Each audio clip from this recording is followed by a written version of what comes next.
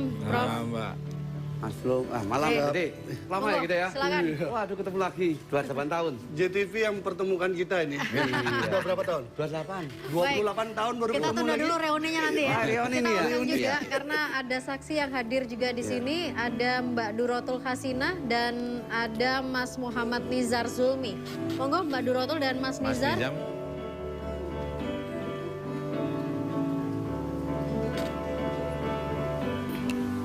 Selamat malam. Silakan di kursi di sana.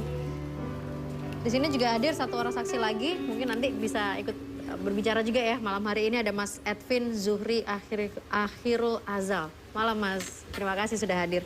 Kita mungkin langsung ke Pak Gede ya. Ya, Pengen mungkin... tahu Pak Gede ini kenapa ini Pak Gede? Fakta-fakta di persidangan kita mau bedah dulu. Iya. Jadi begini, kasus ini kan ada dua dimensi. Satu dimensi peradilan opini, satu lagi peradilan di pengadilan negeri. Jadi ada dua sisi. Peradilan opini ini sudah berlangsung sampai vonis. Di mana opini dibangun sedemikian dahsyat, tekanan publik dibuat sedemikian masif, sampai kemudian aparat melakukan tindakan yang berlebihan, bahkan melebihi takaran seperti halnya menangkap seorang teroris gitu ya. Untuk sebuah kasus seperti ini. Itu kalau kita uraikan cukup banyak lah, kita punya bukti.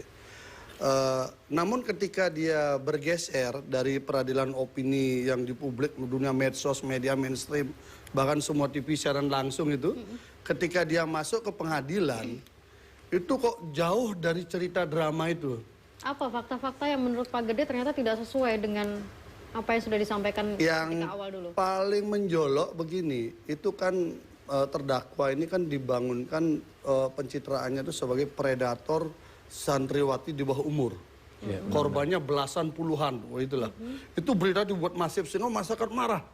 Karena tentu tidak bisa menerima kenyataan seperti itu kan. Rasa keadilan masyarakat itu marah. Lalu kemudian kasusnya berjalan sedemikian rupa sampai di pengadilan itu wujud dakwaannya. Ini baru ngomong dakwaan. Dakwaan JPU itu hanya satu orang yang disebutkan sebagai korban. Bayangkan, dari belasan puluhan santri di bawah umur, kemudian sampai menjadi kertas resmi yang dibacakan sebagai sebuah kasus, itu satu orang menjadi korban yang usianya 20 tahun. Bukan hari ini udah 25 tahun. Gitu ya. Kalau pada umumnya usia 20.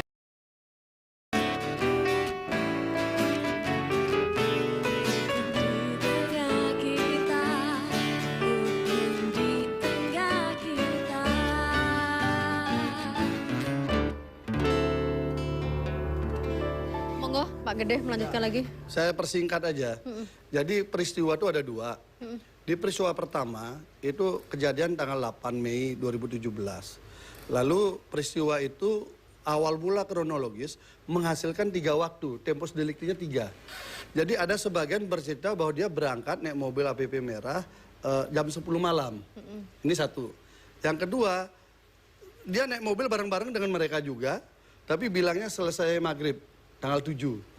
Ya, baru berangkat ke lokasi sekitar 30 menitan. Lalu yang ketiga dia berangkat pagi hari, sama-sama juga satu mobil. Kita jadi bingung bagaimana mereka berangkat satu mobil untuk sebuah peristiwa yang didakwakan, itu waktunya saja sudah beda. Itu satu. Kemudian peristiwa yang kedua ini lebih lucu lagi, katanya jam 2.30 dini hari disuruh datang ke situ.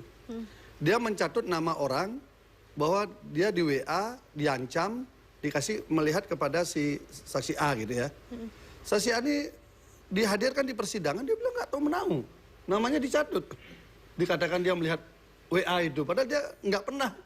Jangankan lihat HP-nya aja katanya nggak pernah.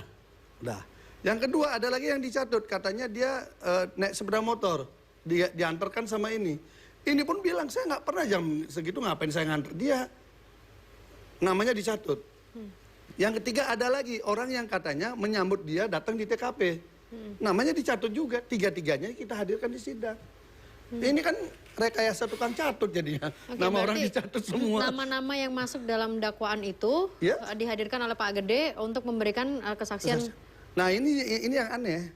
nama-nama orang itu dimasukkan dalam kronologis dakwaan, tetapi tidak dihadirkan di persidangan. Kami harus berdebat, harus berjuang untuk menghadirkan. Coba, untuk mencari kebenaran material saja, kami harus berdebat.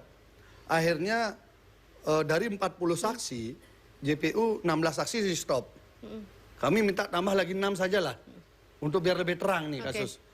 Ini ditolak-tolak, akhirnya dihadirkan 3.